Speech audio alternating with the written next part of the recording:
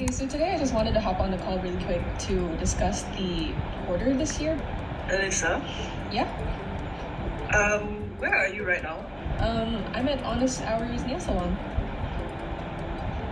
Okay, but during working hours? I mean, This video about a Gen Z I'm working employee and I'm doing also her nails while on a video call went viral. It was actually a marketing stunt dreamed up by the Gen Z team at the salon, but it sparked a debate. When you have flexi work, how flexible can you be, and where do you draw the line? Somehow we managed to sort of like trigger people throughout that video. A lot of boomers were angry. There was just so many angry comments, but also the Gen Zs love it. They thought this is the way to go. It feels like self-care needs to be done also during work time, where the boomers are like, you work, self-care later on, like just prioritize work first. But this next video is not an ad. It shows a 21-year-old employee taking a video call while she was getting her hair washed at a salon. She says her boss saw the funny side of the situation. But is this a laughing matter as the rules for hybrid working continue to evolve? It's really easy to say blanket statements like don't wear your pajamas to work or don't wear your bikinis to work. My general suggestion is if you can't do it in the job interview of the job that you're doing it, then don't do it. Susan's worked in human resources for over 20 years. She says it's all about communication and setting expectations.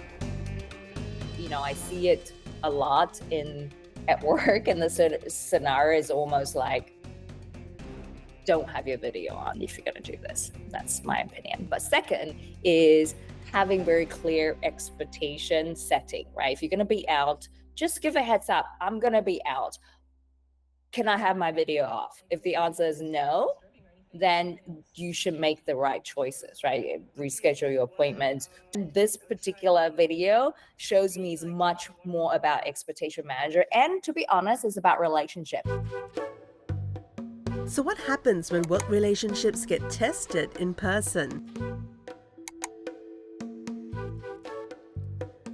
All right, so someone took sick leave, but going on holiday and end up doing on the same plane as a manager. Grace is the woman in that video. I mean, I'm literally here in Phuket, chilling by the pool. It's not lying, but also not telling the truth. So actually, I said to my manager that the day before I will finish everything so that Friday I will have some rest, but I will be still available online and all of this. So I didn't really tell them that I'm sick or something. I just say like, it's going to be like a cool down day for me. So you can still contact me, but for emergency, but not, I won't be online all the time. But actually, I'm in the airplane.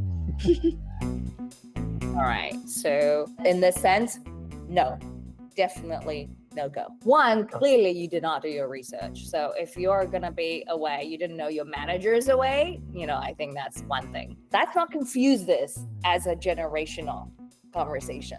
This is a professionalism. Doesn't matter what generation, doesn't matter remote work or not remote work. You should be using sick leave for the reason that you need your time to recuperate. They're saying like, oh, if it was my employee, I'm gonna fire her right away, and all of this like very mean. And the other side is like a lot of people supporting me, maybe because they're on my side. They're saying like, it's okay, girl, because mentally sick is also sick. You deserve that.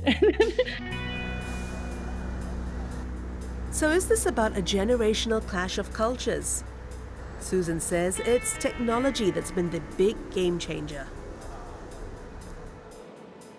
We almost talk about Gen Z changing rules as if it's like us versus them, right? So not so much. I think Gen Z again, goes back to what they're exposed to are quite different to the previous generation. So are they here to change the roles? I think they are responding to the changing world around them, and the generations have a very different relationship to technology. I think one create a very different ways of work and thinking about even productivity, and human interaction looks very different now as well. So we appreciate some of those simpler days when people cannot call you after work.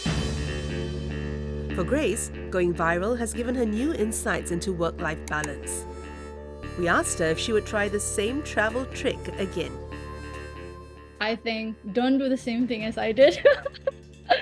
But just be honest, because if you are commit into the flexi or remote work, then you need to commit that you need to finish your job exactly on the time where you agree on it.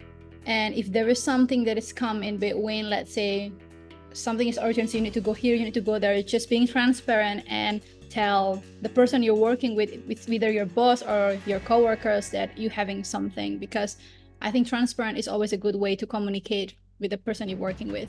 So I tell my current boss right now that I'm going to flight on Friday. It will be better if I can finish everything before then, and if I need to change my weekend, let's say Saturday or Sunday, I can do that as well. And she was like, yeah, fine, you can take like a day off on Friday for your flight. So I think it's better to always tell the truth instead of surprise in the airport. As for the nail salon, it was life that ended up imitating art.